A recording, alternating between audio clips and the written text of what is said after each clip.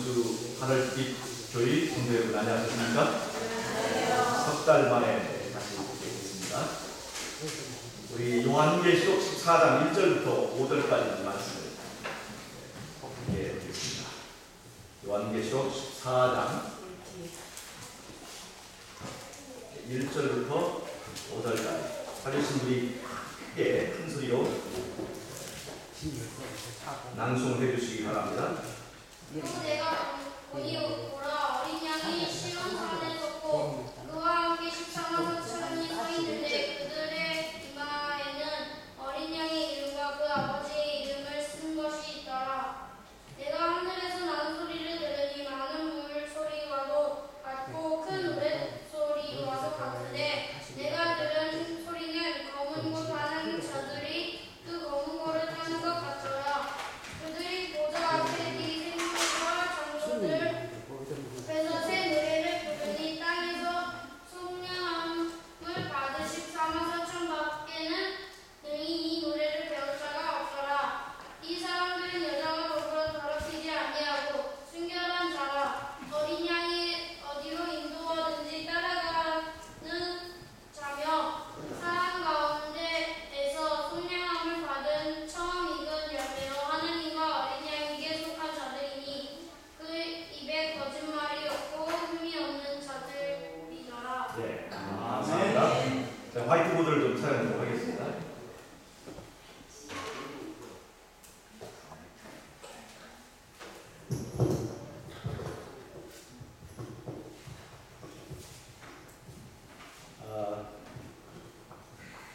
여러분, 우리가 지금 금방 읽은 계시록 14장은 1절부터 5절까지 어린 양이 어디로 이끌는지 따라가는 무리 14만 4천에 대해서 소개를 하고 14장 6절부터는 새 천사의 기별이 소개가 됩니다.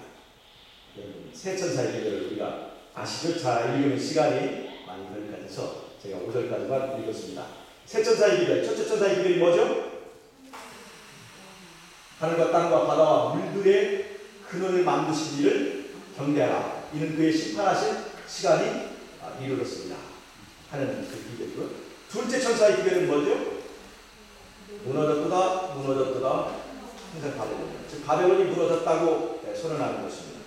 셋째 천사의 기별은 뭡니까? 짐승과 그 우상에게 절하고 인을 받지 말라 하는 내용입니다. 이것이 이제 마지막 때 예수님이 재림하기 전에 이 땅에 하나님께서 전파되기를 원하는 이 세 천사의 기별입니다. 오늘 저는 이 세 천사의 기별에 관해서 좀 같이 공부를 하려고 합니다. 세 천사의 기별과 구약의 제사 제도 가운데 이제 어떤 관련이 있는가를 제가 좀 보여봅니다. 성경 66권인데요. 맨 처음에 앞에 나와 있는 5권의 책을 우리가 모세오경이라고 합니다. 모세오경이죠. 성경의 맨 첫 부분에 모세오경이 있습니다. 모세오경이 어떻게 되어 있죠? 창세기 있고요. 출애굽기 있고요. 레위기 있고요. 민수기, 신명기 이렇게 있습니다. 여러분, 창세기는 창조의 이야기가 있습니다. 창조의 이야기. 그리고 낙원에 대해서 얘기합니다. 창세기는 창조와 낙원에 대해서 얘기합니다. 그 다음에요, 출애굽기는요, 애굽에서 종로로 가고 있는 이스라엘 백성을 구하여서 그들의 낙원 가나안 땅으로 이끌어가는 이야기가 이 출애굽기에서부터 시작이 됩니다. 이거는 죄로부터 인간을 구속하는, 구원하는 그 이야기를 이해할 수 있기 위하여 이제 성경에 기록이 되어 있습니다. 그거는 구속에 관한 이야기입니다. 자, 이건 창세기 창조에 관한 얘기고, 출애굽기는 구속에 관한 이야기인데요. 이거는 애굽에서 나오는 것입니다. 애굽에서 나오고. 애굽에서 나와서 어디로 들어가야 되죠? 가나안으로 들어가야 되죠. 이 가나안으로 들어가는 이야기는 이게 민수기에 들어 있습니다. 가나안으로 들어가. 애굽에서 나와서 가나안으로 들어갑니다. 그래서 이 출애굽기와 민수기는 구속에 관한 이야기의 짝입니다. 그리고 신명기는요, 이제 가나안 땅에서 어떻게 살아야 되는가 하는 가나안 땅에서의 삶의 원칙을 얘기하고 있습니다. 이거는 새로운 낙원에 관한 낙원에서의 삶, 이거는 제가 표현을 그렇게 했습니다. 종로로 가고 애굽에서 노예 생활하던 사람들에게는 가나안은 그들의 이제 낙원이라고 하는 것입니다. 제가 이렇게 짝을 좀 맞춰보려고 했어요. 자, 애굽에서 나오고 가나안으로 들어가고, 그 다음에 창조의 낙원 이야기가 있고, 이 신명기에 똑같이 이제 애굽에서 나온 사람들의 종들의 낙원의 이야기가 있으면서 창조와 구속의 이야기가 모세오경에 의피를 이루고 있습니다. 그래서 제가 지금 오늘 말씀드리려 하는 것은 이 창조와 구속의 이야기의 가운데 뭐가 있냐면 레위기가 있다는 것입니다. 레위기. 이 레위기는 제사에 관한 이야기입니다. 제사 제도에 관한 이야기. 즉 레위기는 이 모세오경의 중심에 있으면서 제사, 즉 경배, 예배에 관한 기별을 가지고 있습니다. 그런데 성경의 마지막 책은 요한계시록인데요. 요한계시록의 끝부분에 보면은 요한계시록 21장, 22장에 보면 창세기에서 창조가 나온 것처럼 요한계시록 계시록 21장, 22장에 보면 여기도 재창조가 나옵니다. 재창조가 나오죠? 요한계시록의 끝부분에는 재창조가 나옵니다. 창세기의 맨 처음에가 창조와 낙원이 나오는 것처럼 요한계시록 맨 끝에 재창조와 회복된 낙원에 관한 이야기가 있습니다. 그리고 이 재창조된 낙원에 가기까지 이 계시록 금방 읽었던 14장 또 그 앞에 13장 여기에 보면 하나님께서 우리를 어떻게 구원하시는가 하는 이야기가 이 13장, 14장 쭉 이게 계시록 끝까지 인간을 구원하는 구속의 이야기가 있습니다. 그래서 계시록은 구속과 구원의 이야기와 그 다음에 창조의 얘기가 있으면서 마치 모세오경이 창조와 구속의 이야기로 이제 구성이 된 것처럼 요한계시록도 우리를 구속하시고 또 재창조하시는 이야기가 있습니다. 그런데 모세오경의 창조와 구속의 이야기의 핵심에 제사, 경배가 있는 것처럼 요한계시록에 나오는 구속과 재창조의 이야기에는 뭐가 들어있냐면 계속 13장과 14장에서 말하는 경배가 들어있습니다.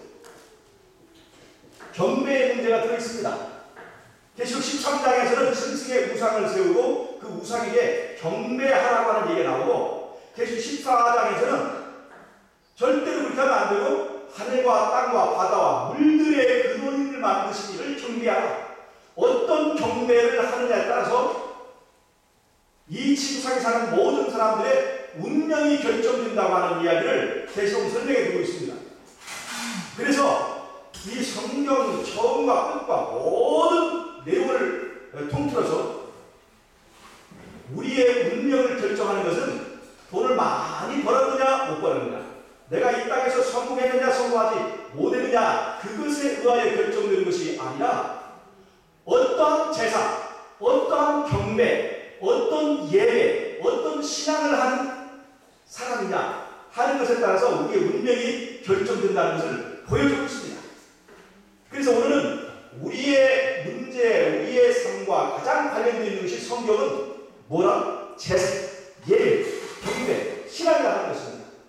그러면서 이 모세오경의 중심에다 내 얘기를 두었고, 이제 계시록에도 이제 선악간에 큰 싸움이 있는데 거기에 핵심적인 문제를 경배로 소개하고 있다고 하는 것입니다. 그래서는 이 경배에 관련된 제사 제도, 제사 절차를 속에 들어있는 그 기별들이 이제 마지막 때에 있는 새 천사의 기별과 어떤 관련이 있는가를 제가 이제 소개를 해드리려고 합니다. 이 레위기서에서 말하고 있는 번제, 속죄제, 그 다음에 소제, 그리고 화목제, 속건제 이런 제사들은요 원형이 에덴 동산에서 시작된 겁니다. 가죽 옷을 주기 위하여 양을 잡았을 때부터 이 제사들과 시작되는데 이 제사 제도가 좀 더 체계를 갖추고 두 개의 거짓된 제사와 진정한 제사를 구별하여서 설명해 주는 것은 가인과 아벨의 제사에 나타나 있습니다. 그래서 이 레위 제사의 좋은 뿌리를 가지고 그 기별을 비춰주는 이 가인과 아벨의 제사를 가지고 제가 좀 설명을 하겠습니다. 자, 이건 제가 지우고요.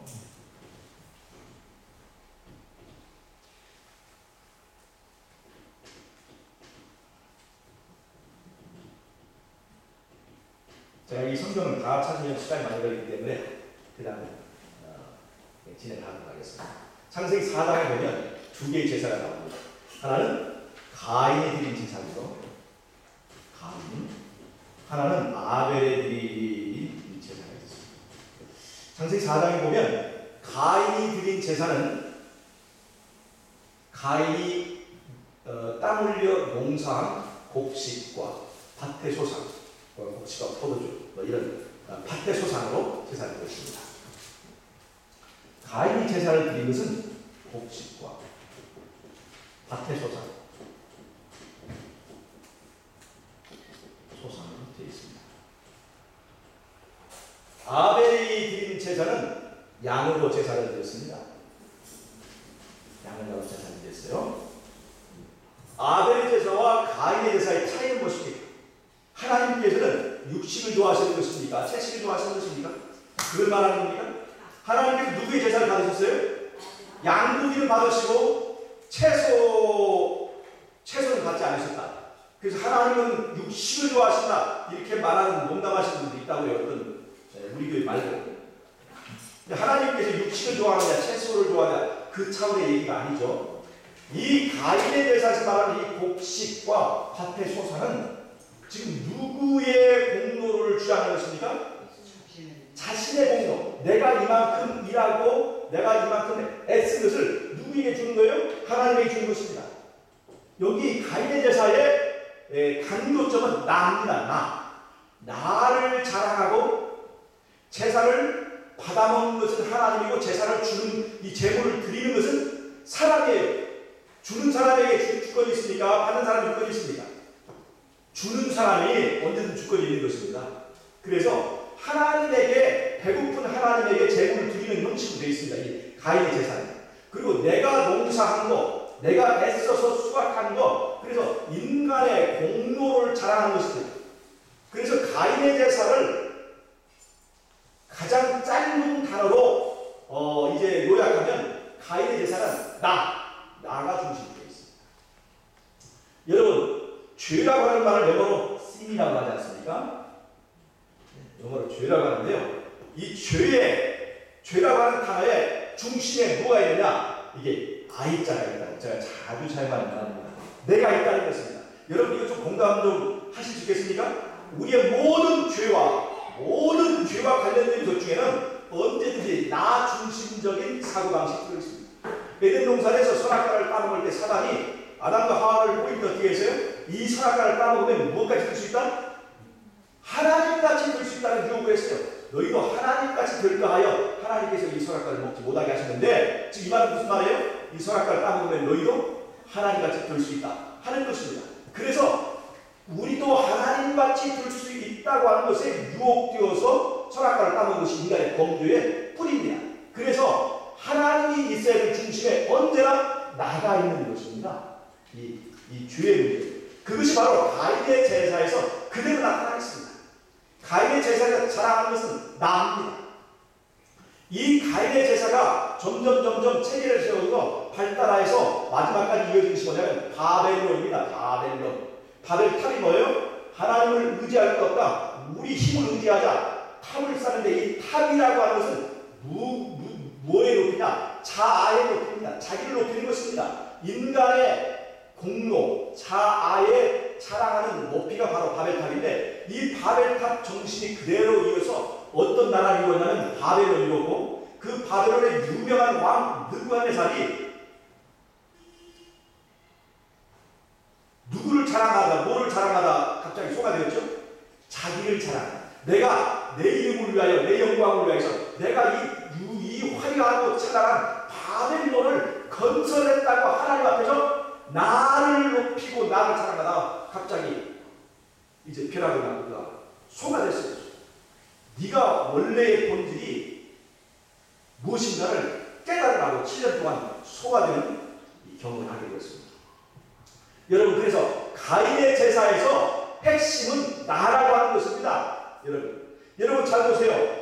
여러분, 우리는 아벨의 제사를 드리고 있습니까? 가인의 제사를 드리고 있는 사람들입니까? 우리 재림교회. 자, 아벨의 제사는 뭐예요? 양으로 제사 드리는 거죠. 양은 뭐예요? 이거는 하나님께서 우리를 위하여 그 독생자를 희생해서 우리를 위하여 제물을 마련해 주셨고 그 제물은 예수님의 희생으로 우리가 구원받는다고 하는 진리를 가르쳐주는 것이 바로 아벨의 제사 속에 있는 교훈입니다. 그럼 우리는 예수님 믿습니까? 안 믿습니까? 예수님 믿는 사람이에요. 그래서 우리는 아벨의 제사의 계보에 속하는 것입니다. 그런데 여러분, 우리가 특창을 아주 잘해서 노래를 잘 부르면 때때로는 말이죠. 그 노래를 통해서 하나님을 높이지 않고 누구를 높일 때가 있어요? 나 자신을 자랑할 때가 있습니다. 우리가 봉사를 잘해도 영혼 구원을 잘해도 또 겸손을 잘해도 은근히 거기서 나를 드러낼 때가 있어요. 우리는 무의식 중에 나는 형식적으로는 이 아벨의 제사의 계보에 속해 있을지라도 무의식적으로 가인의 제사에 왔다 갔다 할 때가 많겠습니다. 여러분, 내가 무슨 카톨릭이나 무슨 일요일을 지키는 그 교회에 있어야만이 이제 가인의 제사에 속하는 것이 아니고 내가 내 자신, 나를 사랑하고 나 중심적인 사고방식에서 벗어나지 못하고 있다면 비록 재림교회에 있어도 사실은 가인의 제사를 드리고 있다는 것을 우리가 안다면 사실은 바벨론은 나 아닌 다른 사람에 있는 것이 아니라 사실은 내 안에 뿌리 잡고 있다는 것을 우리가 깨달을 필요가 있습니다. 아멘. 여러분, 아벨의 제사는요 양입니다. 이 양은 하나님의 아들을 말합니다. 하나님 아들을 희생하셨습니다. 이 제사의 중심은 누구의 희생이에요? 하나님의 희생입니다. 누구예요? 여기에 담겨있는 건 뭐예요? 하나님입니다. 하나님이 우리를 위하여 가장 아끼는 것을 희생하셨다고 하는 것입니다. 아벨의 제사에서 특징은 하나님입니다. 하나님 중심입니다. 하나님 중심. 잘 보세요. 곡식과 밭의 소산 그것을 자랑하는 것은 사람을 자랑하는 것입니다. 사람은 무엇이에요? 피조물입니다. 피조물입니다. 피조물을 높이고 피조물을 자랑하는 것, 이것이 바로 가인의 제사입니다. 근데 아벨의 제사는 누구를 높이고 누구를 자랑하는 거예요? 하나님의 아들을 높이고 하나님의 은혜를 높이는 것입니다. 이 하나님은 어떤 분입니까? 가인의 제사가 피조물을 높이는 것이라면 아벨의 제사는 창조주를 경배하고 창조주를 높이는 것입니다. 그래서 아벨의 제사는 창조주를 경배하라 하는 것입니다. 제가 계시록 14장 이야기를 아까 이제 말씀을 드렸었죠. 14장 1절부터 5절까지 우리가 14만 4천에 대해서 읽었고, 그 다음에 그 아래에서부터 이어지는 세 천사의 비결의 첫 번째 천사의 비결이 뭐예요? 누구를 경배하라? 네, 창조주를 경배하라 하는 것입니다. 창조주. 자, 근데 가인의 제사는요, 계속 13장에서 그 계보가 이어지는데 짐승의 우상을 세우죠. 우상을 세우고 계속 13장에 우상을 세우고 우상에게 경배하라. 경배하지 않으면 이제 매매의 권을 이 우상은 말이죠. 잘 보세요. 창조주 신앙은 말이에요. 하나님이 우리를 만들었다는 것입니다. 하나님이 우리를 만들었다. 하나님이 사람을 만들었다는 것이에요. 하나님 중심의 신앙입니다. 근데 우상 종교는 뭐냐? 우상을 만드는 건 누가 만드는 겁니까? 사람이 만드는 거예요. 사람이 만든 신입니다. 즉 하나님이 사람을 만드느냐 사람이 신을 만드느냐 하는 차이예요. 이해하시겠습니까? 우상 종교는 사람이 신을 만들었습니다. 그래서 신을 내세우니까 결국 피조물 숭배는 거예요. 그래서 가인의 제사는요, 이 우상 종교와 연결됩니다. 우상 종교는 사람이 신을 만드는 거예요. 그러나 창조주 경배는 하나님이 사람을 만들었다 하는 것을 인정하는 시간입니다. 우리가 안식일을 지키지 않습니까? 우리는 안식일교인이잖아요. 안식일의 의미는 뭐예요? 누구를 기념하는 것입니까? 창조주를 경배하는 것입니다. 창조주를 경배하는 것이에요. 이 사상은 뭐예요? 하나님이 나를 만들었고, 그래서 하나님은 위대하시고, 나는 원래 만들어지기 전에 뭐였다? 흙이었다. 나는 아무것도 아니었는데 하나님이 나를 이렇게 생명을 주셨고, 은혜를 주셨고, 살 수 있는 기회를 주셨다 하는 그 하나님의 은혜를 인정하는 것이 바로 이제 이 안식일을 지키는 특징입니다. 안식일을 지키는 이 신앙은 하나님을 인정할 뿐만 아니라 내가 흙이라고 하는 것도 인정하는 것입니다. 우리는 우리가 만든 우상을 뭐 만들 수도 없을 것이거니와 우리가 만든 우상에 아무런 가치가 없는 것은 우리가 바로 아무것도 아닌 흙이기 때문에 그렇습니다. 하나님을 따라서는 우리는 아무것도 아니다 하는 것이 바로 이 아벨 제사 속의 정신에 들어있습니다.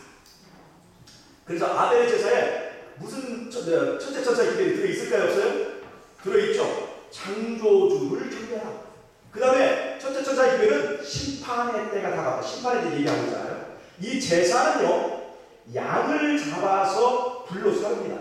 이건 예수님을 믿고 하나님의 은혜로 죄를 회개하고 하나님이 나와서 이제 하나님의 나라에 들어온 사람에게는 구원이지만 끝까지 예수를 믿지 않고 예수님의 구원을 무시하는 사람에게는 마지막에 둘째 사막에 이 번제한 불과 같은 불로 살르고 심판받게 된다고 하는 심판의 내용이 이 번제 제사 속에 엄숙하게 들어있습니다.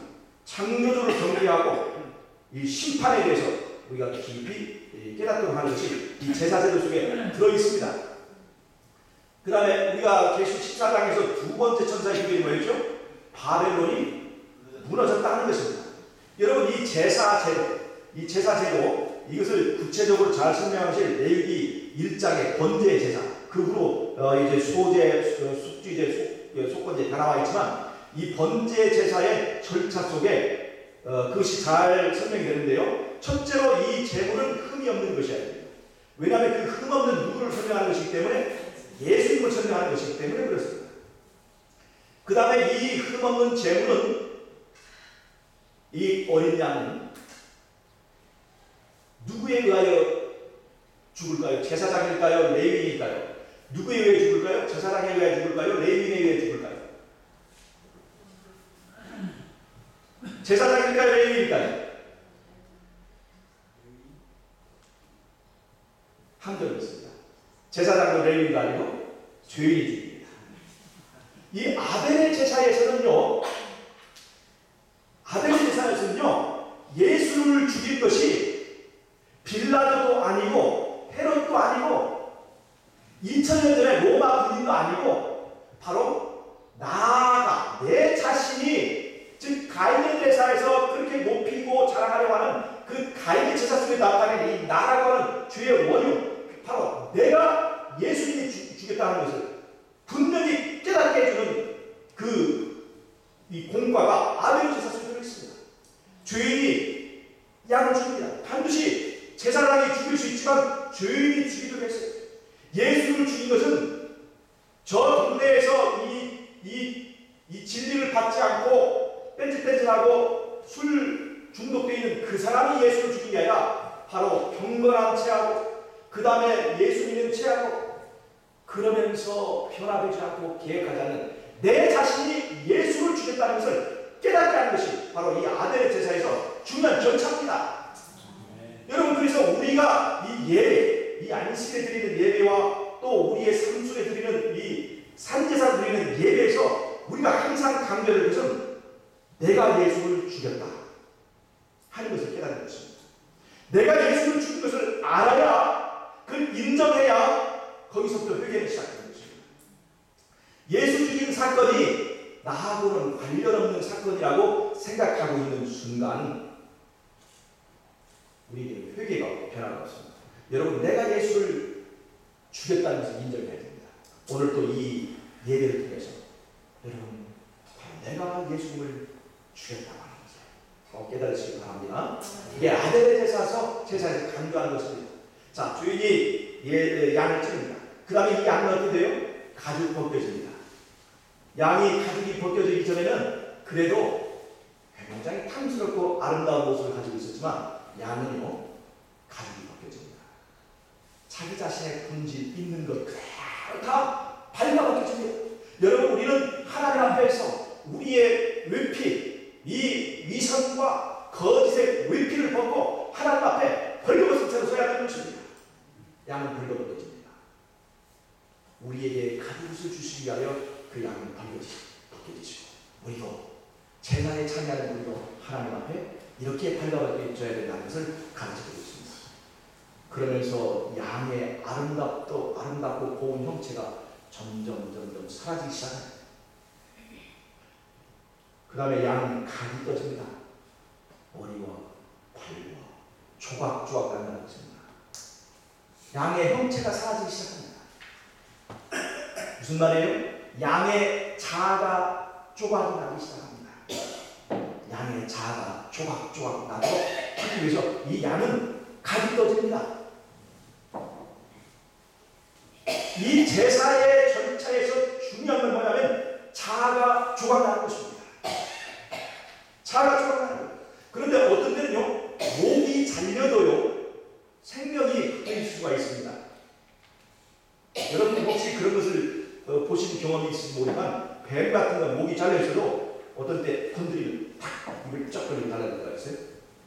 닭들도요, 목이 잘려도 어떤 닭은 몇 시간까지 이제 살아있고 걸어다니는 닭도 있다고 해요. 실제로 그런 역사적으로 그런 닭이 있다고 해요. 어떤 닭이 있었는데 목을 잘랐는데 이 닭이 거기로 그 모기만 넘어주면 아주 상당히 오랜 시간 살아가지고 서커스에 동원되는데, 이것을 보고 이 닭이 돈을 많이 버는 걸 보고 양계장을 하던 집에서 실제로 그런 닭이 자기도 그런 닭이 있으면 돈을 벌겠다 싶어서 양계장이 당해서 닭을 많이 잡았는데 대부분 다 죽지만 어떤 닭은 그 닭처럼 오래 살지 못하지만 몇 시간 살아있는 닭도 있었다고 하는 얘기를 제가 기사를 읽었습니다. 어떻든 간에 목을 자르고 다리를 자르고 꼬리를 자르고 몸통을 조각내는 것은 바로 이 자아가 해체되어야 된다는 것입니다. 재물이 되기 위해서는 자아가 해체되고 조각나야 한다는 것을 우리에게 보여줍니다. 그러고도 이 제사의 절차는 거기서 끝나지 않아요. 이 자아를 완전히 가공해서 없애기 위하여 거기에다 어떻게 하냐? 불을 붙여요. 불을 붙여서 태워버립니다. 태워버리면 아름답던 이 양의 형체가 완전히 사라져서 가루가 되어버립니다. 없어져 버려요. 바로 이 절차가 뭐냐? 바로 제사를 통해서 이 자아가 완전히 가루가 되고 소멸되어가는 그 과정을 보여주는 것입니다. 여러분, 이 예배라고 하는 것에 정말 중요한 것은 이 예배를 통해서 자아가 소멸되는 체험을 해야 된다는 것입니다. 이 예배를 통해서 자아가 소멸되지 않으면 이 세상에서 자아를 소멸할 수 있고 이 세상에서 자아로부터 벗어날 수 있는 방법은 없다고 하는 것입니다. 우리 재림교회의 이 예배에 정말로 중요한 것은 다른 순도범교회나 다른 교회에서는 예배드리다가 방언을 받고 예배드리다가 병 낫고 예배드리다가 부자 되고 이런 것들을 강조하지만 우리는 예배드리다가 자아가 다 깨지고 흔적 없이 날아가서 사라진 자아, 그 그림에 예수님의 형상이 나타나게 된다. 사람이 변하게 됐다 라고 하는 것이 우리 제일교회의 가장 중요한 핵심이 되어야 한다고 하는 것입니다. 사람이 변화되지 않는 예배, 사람을 변화시킬 수 없는 그런 종교, 그것은 가인의 종교입니다. 가인의 종교는 자아를 자랑하고 자아를 높이고 자아를 깨뜨릴 의욕이 없는, 의사가 없는 그 종교는요, 그게 바로 가인의 종교입니다. 우리 제일교회에서는 마찬가지예요. 자아가 죽는 것을 두려워하는 것이라면 우리는 제일교 안에 있어도 바벨론 종교입니다. 그래서 이 제사제도는 죄의 가장 핵심이 뭐예요? 나입니다. 그래서 그 바빌론의 가장 핵심적인 것이 뭐예요? 나를 자랑하는 거예요. 나. 그 죄의 핵심인 나가 불타서 사라져서 없어지는 것. 그래서 그 과정을 이해하는 사람에게는 바벨론이 무너졌다라고 하는 것은 선언하게 되는 것입니다. 제가 드린 말씀 무슨 말씀인지 아시겠어요? 바벨론의 핵심은 나인데 바로 제사는 바로 그 나를 가루로 내서 없애버리고 소멸하고, 이제는 하나님을 대적하고 하나님을 대항하는 그 죄의 원인, 뿌리, 나를 사랑하는 마음이 다 살아서 없어지고 바벨론은 내 안에서 무너져 버렸다라고 선언하는 것이라고 하는 것입니다. 자, 그러니까 제사 속에 지금 둘째 천사의 기별이 들어있어요, 없어요? 둘째 천사의 기별이 들어있다고 하는 것입니다. 여러분, 셋째 천사의 기별은 인에 관한 것입니다. 표에 관한 거예요. 인을 받지 마라. 짐승의 표를 받지 마라. 그럼 어떤 표를 받으라는 거예요? 하나님의 인, 하나님의 표를 받으라는 것입니다. 자, 보세요. 자, 이 세 번째 요소, 제사 속에 들어있는 셋째 천사의 기별에 대해서 제가 말씀을 드리겠습니다. 이 아벨의 제사에서는요, 이 아벨의 제사에는 번제 단이 있으면 여기에 제물이 있잖아요. 양이죠. 이 제물인 양이 누구를 가리켜요? 예수님을 가리킵니다. 예수님은 성육신이죠. 이분은 신성과 인성이 결합되어 있습니다. 하나님과 사람의 결합체입니다. 신성과 인성의 결합입니다. 여러분, 이것은 뭐냐면 하나님과 사람의 결합 속에 우리의 구원이 있다는 것을 말해주는 것입니다. 하나님과 사람의 언약 관계의 모델입니다. 하나님과 사람이 남편과 아내처럼 서로 사랑해서 둘이 하나가 되는 그것이 예수 안에 있는 구원의 실체라고 하는 것을 보여줍니다. 비록 인간이 흘리고 죄의 죄가 누추하고 더럽다 할지라도 하나님과 예수님과 사람이 결합한 곳에서 그 안에서 하나님과 사람이 언약하게 되고 한 몸이 되면, 사랑을 통해서 한 몸이 되면 예수의 공로가 나에게 적용될 수 있다고 하는 그 구원의 모델이 바로 예수님입니다. 신성과 인성이라 바로 제물 주신 양 속에는 바로 그런 기별이 들어있습니다. 이 제사는요, 시편 50편 5절 한번 읽어보세요. 제사는 무엇을 하게 하는가? 시편 50편 5절. 시편 50편 5절은 제사가 우리로 하여금 어떤 것을 이루게 되는지 하는 말씀을 드리고 있습니다. 자, 큰 소리 한번 읽어주세요. 시편 50편 5절입니다. 이르시되 나의 성도를 내 앞에 모으라. 자, 성도를 모으라. 그 성도는 어떠죠? 곧 제사로 나와 언약한 자니라. 자, 제사로 나와 언약한 자라고 했죠. 즉 제사가 뭐예요? 제사를 통해서 하나님과 사람이 언약하는 것입니다. 자, 그 언약의 모델이 뭐예요? 예수님, 제물입니다. 예수님 안에는 하나님과 사람의 언약이 들어있습니다. 그래서 내가 제사를, 이 예수님의 제사, 그게 뭐예요? 십자가잖아요. 그 십자가의 사랑을 내가 느끼고 깨닫게 되는 순간 내가 자아는 사라지고 나는 예수님 안에 참여하게 됩니다. 예수님 안으로 들어가게 됩니다. 예수님 안에 들어가면서 예수님 안에 있는 이 하나님과 사람의 언약 관계 속으로 내가 들어간다는 것입니다. 예수를 믿고 받아들이면서 우리는 예수 때문에 하나님과 연결되고 하나님과 언약한 사람이고 하나님과 사랑하는 사람이 된다고 하는 것입니다. 그래서 우리는 제사를 통해서 하나님과 언약하게 됩니다. 여러분, 이 예배를 통해서 오늘 이렇게 누추한 우리가 하나님과 언약한 사이가 된다면 오늘 우리에게 구원이 이르러 옵니다. 예수님이 그 보혈로 사놓은 새하늘과 새 땅, 그것을 내 것이라고 주장할 수 있는 담대한 믿음을 갖게 된다고 하는 것입니다. 여러분, 이 언약에, 이 예배를 통해서 이 언약에 여러분들이 참여할 수 있게 되시길 바랍니다. 자, 이제 언약을 했죠? 그럼 언약을 했으면 뭐를 줘야 될까요? 이 언약을 했으면 이스라엘 백성에게는 이 언약서를 줬는데, 이 언약서가 바로 뭐냐? 십계명입니다. 십계명이 바로 언약서. 이 언약을 제사를 통해서 하나님과 사람이 언약한 사람에게 하나님께서 언약서를 주는데, 그 언약서가 바로 십계명이에요. 그래서 십계명을 담은 괴를 뭐라고 그러죠? 언약궤라고 하는 것입니다. 이 십계명은 언약이에요. 언약, 하나님과 사람 사이에 언약이 이루어진 사람에게만 이 십계명을 주는 것입니다. 무슨 말씀인지 아시겠어요?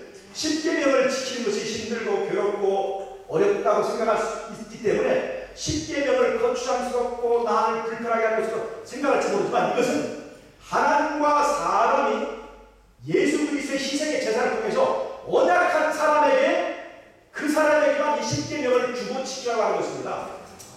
하나님께서 우리에게 십계명을 주고 십계명을 지키라고 하신 것은 우리가 얼마나 특권을 가진 사람이 된 후에야 허락하신 거지, 십계명 지키라고 할 필요도 없는 사람들, 그래서 십계명 안 지키고 자유로운 사람들, 우리는 그 자유를 절대로 부러워해서는 안 된다는 것입니다. 이제는 왕의 자손이 되기 때문에 왕의 자손만이 할 수 있는 왕의 자손의 법도, 그것이 바로 십계명을 우리에게 주신다는 거예요. 옛날 이스라엘은 그 언약을 돌비에다 새겨주셨습니다. 그러나 지금 우리 예수님을 믿는 우리들에게는 이 언약을 어디에다 새겨주시느냐?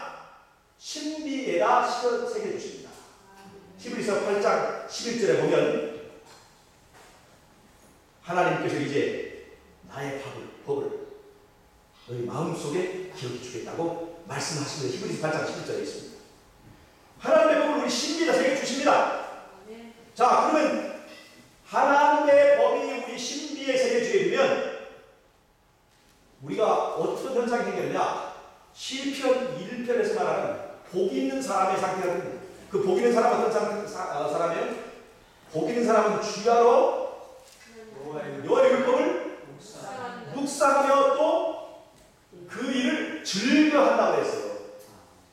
즉 신비에 언약을 맺고 신비에 하나님의 이 언약이 새겨진 사람이 나타나는 첫 번째 현상은 뭐냐면, 하나님의 계명을 지키는 일이 부담스럽지 않고 즐겁게 된다는 것입니다. 좋아서 지킨다는 것이에요. 좋아서 설교하고, 좋아서 봉사하고, 좋아서 겸손하게 된다는 것입니다. 좋아서 음식을 계획하고, 좋아서 그리스도를 따라가게 된다는 것입니다. 구원받기 위해서 마지못해 가는 그런 것이 아니라 너무나 내 마음 가운데 하나님의 말씀대로 하나님의 계명에 순종하며 살아가는 것이 좋아지게 만드는 것이 신비의 이 언약이 새겨졌을 때 나타나는 현상이라고 하는 것입니다, 여러분. 십계명이 신비에 새겨지면 우리는 십계명적 사고, 십계명적 생각을 하게 됩니다. 십계명적 생각이 발달해서 십계명적 행동을 하게 됩니다. 십계명적 행동이 발달해서 십계명적 습관이 됩니다. 이 습관이 발달하고 더 깊어져서 십계명적 품성이 이루어지게 되는 것입니다. 십계명적 품성, 이거는 십계명적 사람이 되는 것입니다. 여러분, 십계명은 하나님의 품성의 사본입니다. 그래서 이 십계명이 신비에 새긴 사람은 하나님의 품성을 나타낼 수 있게 되는 것입니다.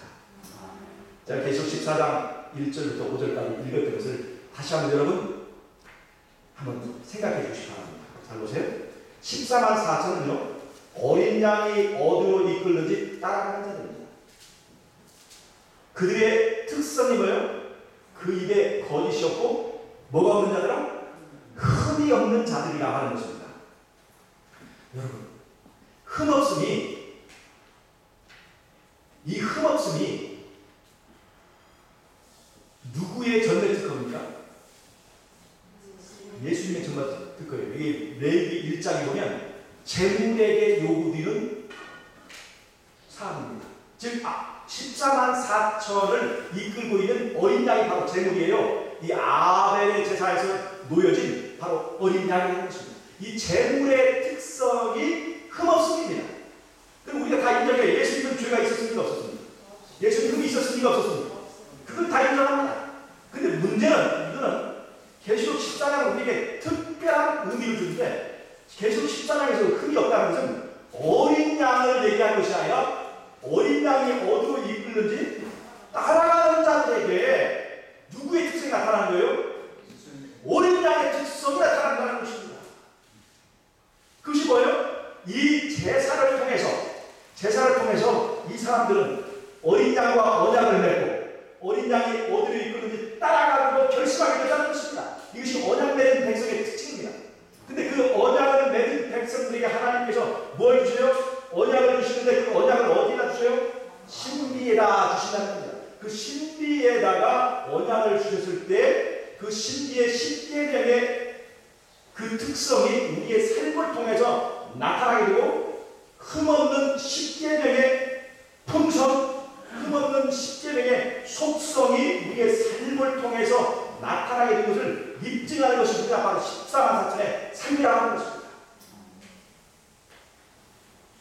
이해하십니까? 제가 지금 무슨 말씀을 드리는지. 예수를 정말로 믿고 예수를 정말 어디로 인도하든지 따라가기로 결심하는 자들에게 약속하는 것이 뭐냐?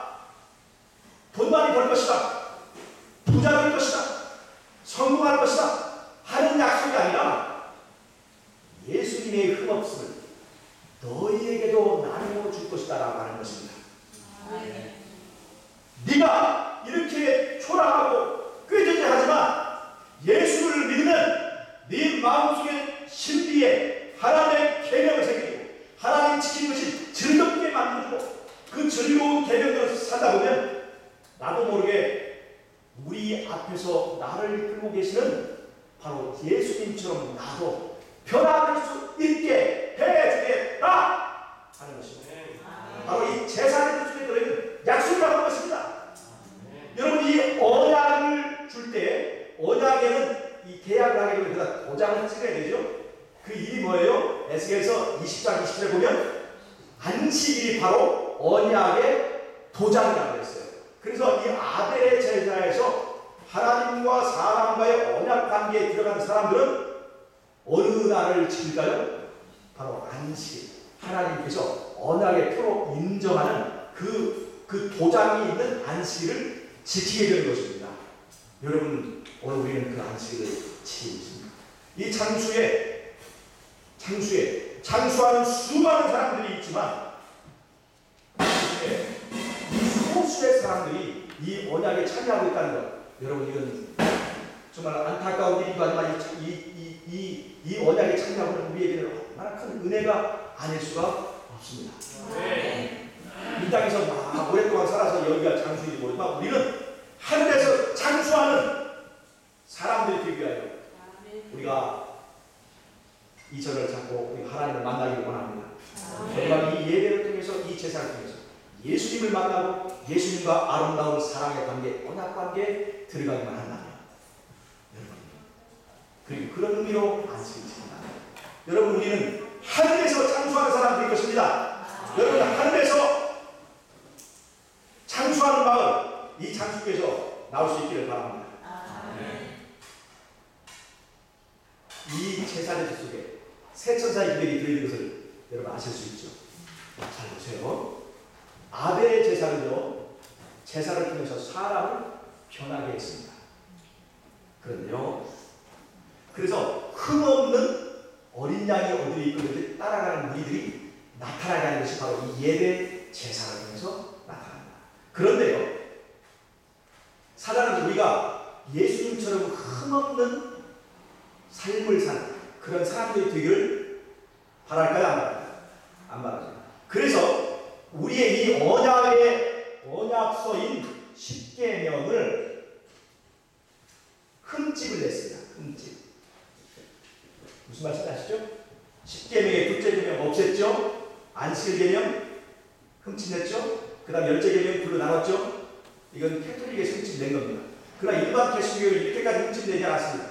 다만 안식일 하나만 흠집을 냈습니다. 여러분, 사단은 왜 이렇게 계명에다 집착을 하는지 아십니까? 계명에다 하나의 흠집만 내도 그것은 흠 있는 계명이 되는 것입니다. 아시겠어요? 흠 있는 계명을 만들려고 하는 것은 그 계명을 지키고 그 계명을 믿고 따라가는 사람들이 결국 어떤 사람이 되게 하려는 것이에요? 흠 있는 품성, 흠 있는 신앙, 흠 있는 사람을 만들기 위하여 사단은 뭐를 손대는 거예요? 하나님의 계명을 손대는 것입니다. 그 계명이 무엇을 만들기 때문에? 그 계명이 사람을 만들기 때문에 그렇습니다. 아시겠어요? 왜 사단은 그 안식일 일주일 주기도 똑같은데 단지 날짜 하나만 다른 것인데 왜 사단은 그것을 그 계명에다 그렇게 손대려고 합니다. 다니엘서 7장 25절에서 왜 때와 법을 변경하지 하는가? 그것은 바로 무엇을 말하냐? 마지막 때에 나타나야 될 예수 어린 양이 어디에 이끌는지 따라가는 이 흠없는 백성이 나타나는 것을 사단은 두려워하기 때문에 어떻게든 조그만 흠이라도 만들려고 하는 것이 바로 그것을 가장 효과적으로 할 수 있는 뭐냐? 그것이 바로 계명을 바꾸는 것입니다. 왜냐하면 그 계명은 어디에 새겨진 것이기 때문에 우리의 심기나 마음에 새긴 것이기 때문에 그렇습니다. 하나님은 온전한 계명을 심기에 새기기 원합니다. 그러나 사단은 흠 있는 계명을 우리의 마음 가운데 새기기를 원합니다. 그래서 예수 믿어도 결국 어떤 사람이 되는 거예요? 흠 있는 사람이 되게 만드는 것입니다. 그러니 여러분, 우리가 계속 10장 17절을 만납니다. 그 여자의 만난 것은 하나님의 계명을 지키며 예수의 증거를 가진 자들이라고 하는 것은 얼마나 큰 특권인지 여러분 아시겠죠? 이 귀한 복음을 사실 우리는 모든 사람이 받아들이기 원하지만 사실은 그렇게 많이 이 복음이 인기가 있지 않습니다. 여러분, 이 물건이 말이에요. 100만원짜리 냉장고가 흠집이 있으면 값이 얼마 올라요? 흠집이 있으면 쌉니다. 이 싼 것은 쉽게 팔려요. 싼 것은 아무나 사가요. 흠집이 없는 비싼 물건은요, 아무나 사가지 않습니다. 여러분, 우리 이 귀한 진리의 기별을 우리가 지하철에서 막 전하면 잘 보세요. 지하철에서요, 물건 팔 때, 여러분 지하철에서 그 기차 안에서 물건 버스 안에서 팔 때 냉장고 거기서 파는 거 봤습니까? 그 안에서 컴퓨터 파는 거 봤습니까? 200만원짜리, 500만원짜리 TV 이것을 거기서 파는 거 봤습니까? 거기는 더 싼 거예요. 만원짜리, 5천원짜리 싼 거입니다. 싼 거는 누구나 다 삽니다. 아무나 다 사요. 그냥. 그러나 값이 나가고 비싼 것은 사람들이 그렇게 잘 사지 않습니다. 여러분, 이 제일 신앙이라는 것은 흠집이 없는 물건을 팔기 때문에 값이 비쌉니다. 때때로는 우리가 이 신앙을 살기 위하여 우리의 직장도 팔아야 되고 우리의 재물도 팔아야 되고 우리의 명예도 팔아야 되는 많은 값을 요구한다 할지라도 그것은 그럴 만한 값이 있기 때문에 그렇습니다. 값이 있는 신앙을 사신 여러분들 보물을 이 안에서 발견했기 때문이라고 생각합니다. 진짜 보물이 있는 것을 깨달은 사람은 그 집의 가산과 집과 전당을 모두 다 팔아서 그 값을 사려가지 않습니까? 여러분, 재림신앙은 바로 이러한 값이 들어가 있습니다. 새천사의 기별은 마지막 때에 갑자기 나타나는 것이 아니라 원래부터 에덴 동산에서부터 가인과 아벨의 제사에서부터 이렇게 나타나게 된다는 것입니다. 여러분 잘 보세요. 이 아벨의 제사에서는 결국 흠없는 품성이 나타납니다. 흠없는 사람이 나타납니다. 이것이 아벨의 제사의 특징입니다. 가인의 제사에도 표가 있습니다. 여러분, 창세기 4장에 보면 가인이 아벨을 죽이죠. 아벨을 죽이고 둘이 어떨 때 하나님께서 가인을 죽이지 못하도록 가인에게 표를 줘요. 이 표를 받은 이 가인을 사람들이 죽이지 못하겠어요. 잘 보세요. 마지막 때요, 이 가인의 제사의 정신을 이어받은 이 짐승의 우상을 경배하는 그 제사에서도요, 예배에서도 표를 줍니다. 표. 근데 그 가인의 표와 비슷합니다. 가인의 표는요, 가인이 표 받다고 해서 구원받는 표입니까? 이 세상에서 일시적으로 생명을 연장할 수 있는 표를 주는 거예요. 여러분, 마지막 때의 짐승의 표는 말이죠, 그 표를 받으면 뭘 할 수 있어요? 매매를 할 수 있게 됩니다. 이 땅에서 생명을 약간 연장할 수 있는 표입니다. 이게. 그러나 영생의 표는 아닙니다. 영생의 표는 아벨의 제사에서 받을 수 있습니다. 근데 가인의 제사요, 이 가인의 제사, 아벨의 제사에도, 아벨의 제사는 사람을 만들잖아요. 흠없는 사람을 만들잖아요. 가인의 제사는 뭘 만드냐? 뭘 만드냐? 잘 보세요. 이게 이 원장을 한번 보세요. 이게 원장. 흉할 흉자입니다. 흉할 흉자. 잘 보세요. 이 흉할 흉자는 한자인데요. 이게 뭔자냐면, 이게 형자죠. 마티 흉자예요. 형자에다가 이렇게 표를 받으면 이게 흉한 흉자. 이게 가인이 표 받은 상태입니다. 가인이 표 받은 상태. 이게 한자가 그냥 만드는 게 아니에요. 창세기에서 가인이 표 받았는데, 표 받은 가인이 어떤 사람이 됐을까요? 흉한 사람이에요. 이게 가인은 흉한 사람이 됐어요. 가인의 제사는 흉한 사람을 만들어냅니다. 흠집이 있는 거예요. 여기 봐요. 흠집이 딱 있죠? 흠집이 있는 표입니다. 이 하나님의 일은 흠없음의 표지만, 가인의 제사는 흠집 있는, 흠집 내는 표라고 하는 것입니다. 흠집 낸 십계명, 흠집 낸 십계명을 따르고 믿는 사람들이 결국 받는 표가 바로 이것입니다. 네, 이게 짐승의 표입니다. 짐승의 표는 반드시 그 사람이 어떤 사람인가로 구별되어 있습니다. 그러니 여러분, 우리의 삶에서 마지막 때 정말 중요한 것은 어떤 제사, 어떤 경배, 어떤 종교, 어떤 신앙을 하는 것이 얼마나 중요한 것을 아실 수 있죠. 어떤 선택을 하시겠습니까? 여러분, 가인의 제사입니까? 아벨의 제사입니까? 오늘 우리가 선택하게 달려 있습니다. 아벨의 제사는 여러분, 자아가 깨어지고 자아가 굴복되는 십자가의 사랑의 힘이 있습니다. 그 사랑이 우리와 굴복하게 합니다. 여러분, 제가 지금 남은 시간 동안에 제가 짧은 이야기 하나를 제가 읽어드리겠습니다. 하나님의 사랑이 우리를 어떻게 굴복시킬 수 있는가를 잘 알려주는 아주 재미있는 얘기예요. 지금까지 제가 했던 성경 강의보다 훨씬 재미있는 얘기 있으니까 너무나 길게 끝나 생각하지 마시고 잘 들어주세요. 이 이야기는요, 옛날에 센터에 나왔던 이야기인데, 사랑은 아름다워. 제 이야기, 이거 줄거리만 얘기하면 재미없어요. 이것을 다 읽어드려야 여러분들 속이 시원하죠. 잘 보세요.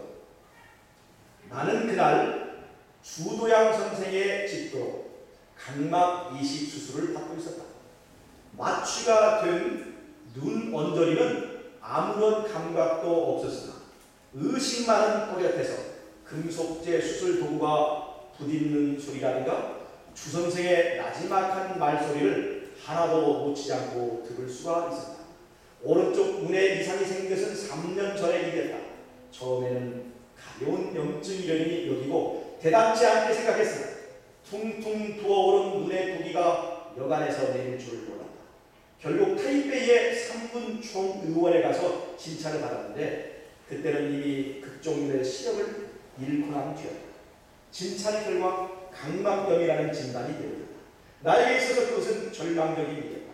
왜냐하면 그 전에 이미 나의 왼쪽 눈은 지독한 원시가 되어 있었기 때문이다. 세수 수건 같은 데서 올랐을 겁니다. 아니면 풀장에서였던가. 주선생의 말이었다. 나는 육군사관학교에서 수영조사로 일하고 있었던 것이다. 그로부터 1년이 지난 뒤 나는 각막 이식 수술을 받으면 시력을 되찾을 수 있다는 놀라운 말을 들었다. 아내에게 그 말을 했더니 그녀는 얼굴이 환히 밝아지면서 아무 말 없이 예금 통장을 꺼내 내게 내밀었다. 대만으로 $20,000가량 들어있는 통장이었다. 그것은 오랫동안 간의 부업으로 아내가 남몰래 모아온 피와 땀의 결실이었다. 모자라면 또 어떻게 마련해 보겠어요? 아내는 진지 웃어 보였는데 그것은 나를 안심시키기 위해서입니다. 당신은 저 같은 거 나고는 다른 사람이니까요. 글을 읽을 줄 모르는 인간은 눈뜬 장님이니까요. 당신의 눈을 되찾아야 해요. 주 선생은 대만에서 각막 이식 수술의 개척자요 권위자였다. 내 이름은 즉시 수술 희망자 명부에 올랐다. 그리고 채 한 달이 못 뛰어 주 선생으로부터 전화가 걸려갔다. 교통사고로 죽은 운전수가 있는데 죽기 전에 자기 몸의 여러 부분을 팔아서 쓰라고 아내에게 유언을 했답니다. 아이가 6이나 된다니까 그 살림 사정이야 알만하지 않겠어요? 그쪽에서는 각막을 양도하는 대신 1만 달러를 달랍니다. 어떻습니까? 수술을 하시겠습니까? 수술 비용과 입원비를 합쳐 대략 8,000달러 이상은 되지 않겠나 싶어 나는 그 각막을 양도받기로 결심하고 그 이튿날로 입원을 했다. 나는 매우 행운아인 셈이었다. 각막을 얻기 위해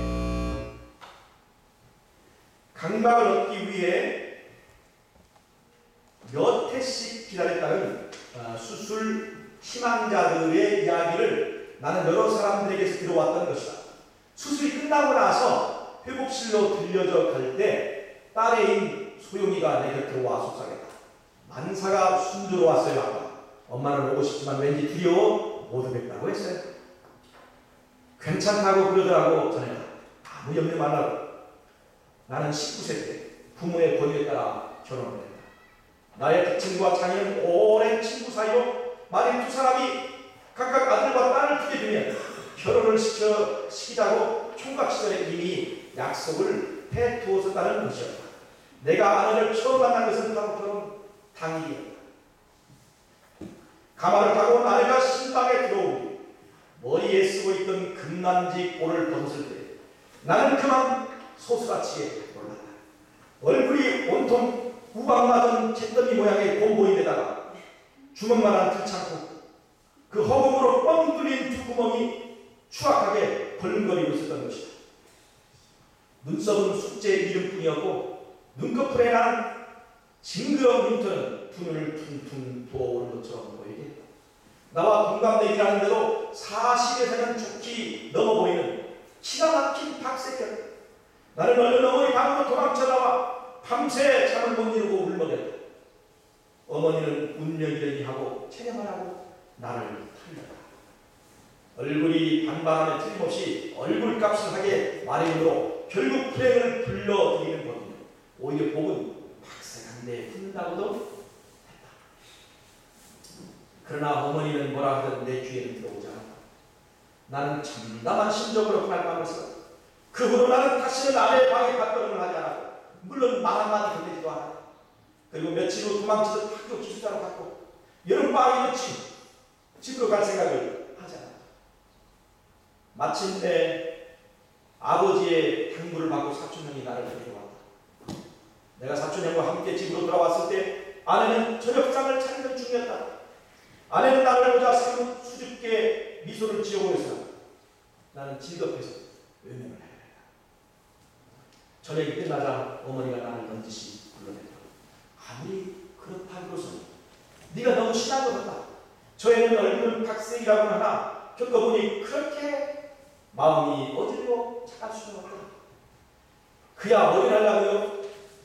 나는 끓어오르는 부하를 참지 못하고 어머니를 흘려보며 볼멘 소리를 질렀다.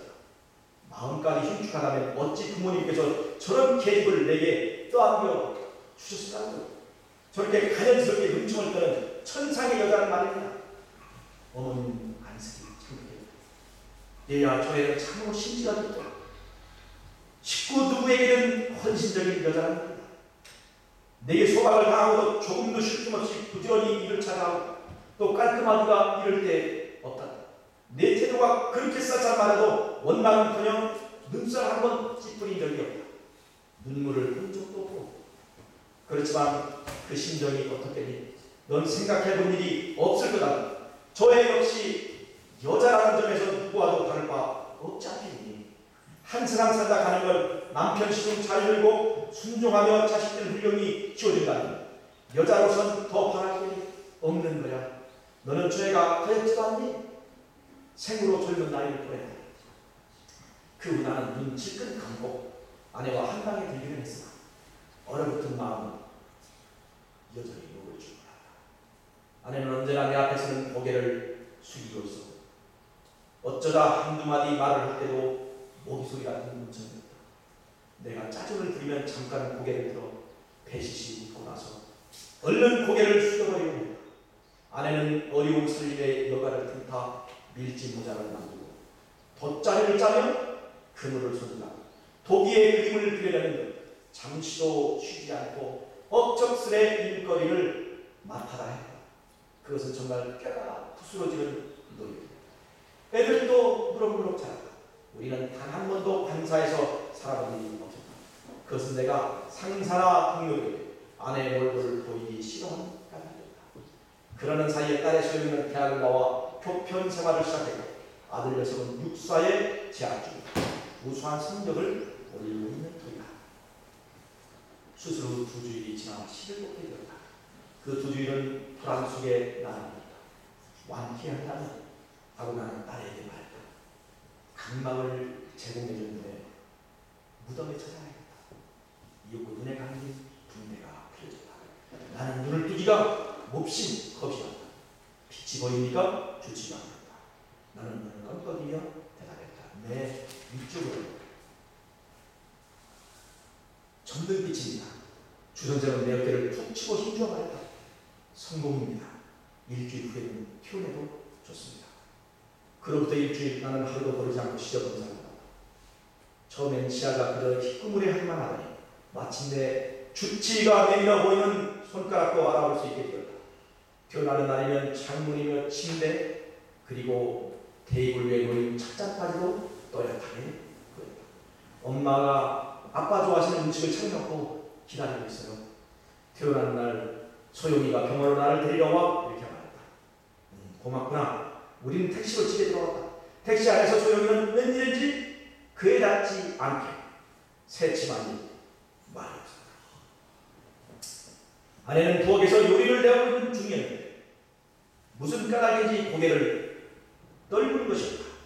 그리고는 예의 그 나지막한 음성 이제 오십니까? 하고 말했다. 고마워. 고생 많이 시켰어. 나는 식탁 쪽으로 가 앉았다. 아내는 상을 다 보고 나더니 벽 쪽으로 돌아앉아 훌쩍이기 시작했다. 당신이 조금 전 하신 말씀, 그 말씀만으로 저는 기뻐요. 제 인생은 결코 헛된 것이 아니었다는 생각이 들어요. 아내는 울먹이며 떠듬떠듬 그렇게 중얼거렸다. 그때 소영이가 심상치 않은 기세로 방에 뛰어들어왔다. 그의 얼굴도 제 엄마처럼 눈물로 범벅이 되어 있었다. 엄마! 딸은 아내의 어깨를 잡아 흔들며 격렬하게 부르짖었다. 아빠에게 모두 털어놓아요. 엄마가 아버지에게 이를 뽑아드렸다. 자, 얼른 보여드리란 말이에요. 이렇게. 얘야, 너무 목소리가 높구나. 엄마는 당연히 할 일을 했을 뿐이란다. 나는 벌떡 일어나 아내에게로 다가갔다. 그리고 그 어깨를 잡아 얼굴을 돌리게 했다. 아내의 왼쪽 눈의 홍채는 수술 전에 내 눈처럼 흐려 있었다. 금화!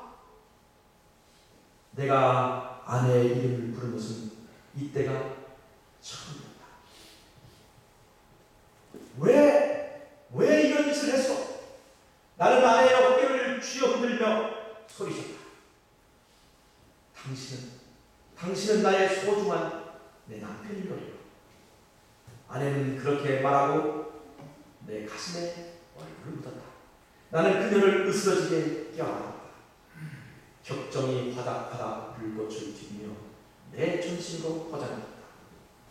나는 더 이상 몸을 지탱하지 못하고 털썩 마룻바닥에 무너져 내리듯 주저앉고 말았다.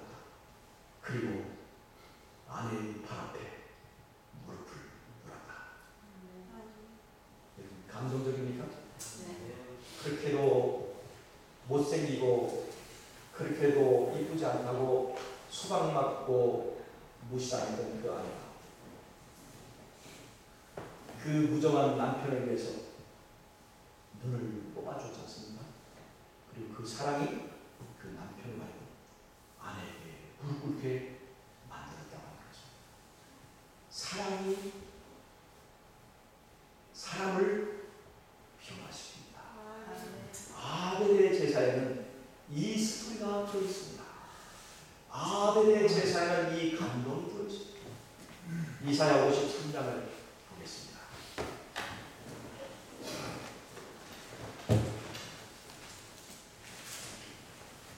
여러분, 이사야 53장은 제가 금방 읽었던 이 사랑은 아름다워라 의 이야기에 성경 속에 있는 바로 이 눈 뽑아준 사람의 이야기입니다. 잘 보세요. 이사야 53장입니다. 우리의 전한 것을 누가 믿으면 여호와의 팔이 육에 나타납니다. 그는 주 앞에서 살아나기를 연한 순 같고 마른 땅에 남은 줄기가 나서 거 모양도 없고 풍채도 없은즉 우리의 보기에 흠모할 만한 아름다운 것이 없도다. 그는 멸시를 받아서 사람에게 실어버린 바 되었으며 간고를 많이 겪었으며 질고를 아는 자 마치 사람들에게 얼굴을 가리우고 보지 않음을 받는 자 같아서 멸시를 당하고 우리도 그를 귀히 여기지 아니하였다. 그는 실로 우리의 질고를 지고 우리의 슬픔을 당하였다. 우리는 생각하기를 그는 징벌을 받아서 하나님에게 맞으며 고난을 당한다 하였다. 그가 찔림은 우리의 허물을 인하며 그가 상함은 우리의 죄악을 인하며 그가 징계를 받음으로 우리가 평화를 누리고 그가 채찍에 맞음으로 우리가 나음을 입었다. 우리는 다 양 같아서 그릇 행하여 각자 제 길로 갔거늘 여호와께서는 우리 무리의 죄악을 그에게 담당시키셨다. 그가 곤욕을 당하여 괴로울 때에도 그 입을 열지 아니하였습니다. 마치 포수장으로 끌려가는 어린 양과 털 깎는 자 앞에 잠잠한 양같이 그 입을 열지 아니하였다. 그가 곤욕과 신문을 당하고 끌려갔으니 그 세대 중에 누가 생각하기를 그가 산자의 땅에서 끊어진 마땅히 형벌받을 내 백성의 허물을 인하리라 하였으며 그는 강포를 행치 아니하였고 그 입에 괴사가 없었으며 그 무덤이 악인과 함께 되었으며 그 묘실이 부자와 함께 되었도다. 여호와께서 그로 상함을 받게 하시기를 원하사 실고를 당케 하셨으니 그 영혼을 속건 제물로 드리기에 그가 그 씨를 보게 되며 그 나라는 될 것이요 또 그의 손으로 여호와의 뜻을 성취하리로다. 가라사대 그가 자기 영혼의 수고한 것을 보고 만족히 여길 것이다. 나의 의로운 종이 자기 지식으로 많은 사람을 의롭게 하며 또 그들의 죄악을 침탈하리라. 이러므로 내가 그로 존귀와 자와 함께 분깃을 얻게 하며 강한 자와 함께 탈취한 것을 남게 하리니 이는 그가 자기 영혼을 버려 사망에 이르게 하며 범죄자 중 하나로 헤아림을 입었습니다. 그러나 실상은 그가 많은 사람의 죄를 지며 범죄자를 위하여 기도하였느니라 하시다. 여러분 이사야 53장의 이야기는 바로 내가 그 아내를 멸시하고 무시했던 바로 그 사람이 바로 나라는 것을 알려주었습니다. 그분은 나에게 멸시를 당하고 무시를 당했지만 나를 위하여 죽으셨습니다. 나를 위하여 눈을 뽑아줄 뿐만 아니라 나를 위하여 그 귀한 생명을 주셨습니다. 우리가 그 사랑을 알 때 우리가 얼마나 큰 잘못을 했는지 우리는 오늘날 우리의 삶 속에서 얼마나 그를 무시하는지를 깨닫는다면 오늘 아내 앞에 무릎 꿇은 그 사람처럼 우리는 아벨의 제사 앞에서 이 어린 양 앞에서 우리 자신의 자아를 낮추고 그분 앞에 겸손하게 무릎을 꿇으십시오. 네. 그분이 신은 나를 위하여 죽으셨습니다. 내가 신은 그분을 죽인 것입니다. 그러나 그분이 그 사랑 때문에 내가 그분에게 돌아갑니다. 그분은 내가 돌아온 한 사람 돌아온 모습이 아니라 기뻐하고 즐거워하고 나를 위하여 잔치를 벌일 것입니다. 우리 모두 이 아벨의 제사의 정신을 기억하고 십자가 앞에서 우리의 자아를 낮추고 우리 주님께로 돌아가는 거룩한 아침이 되시길 바라면서 오늘 말씀을 마치도록 하겠습니다. 네.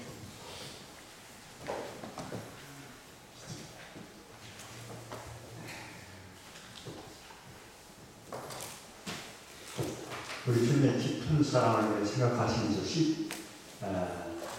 112장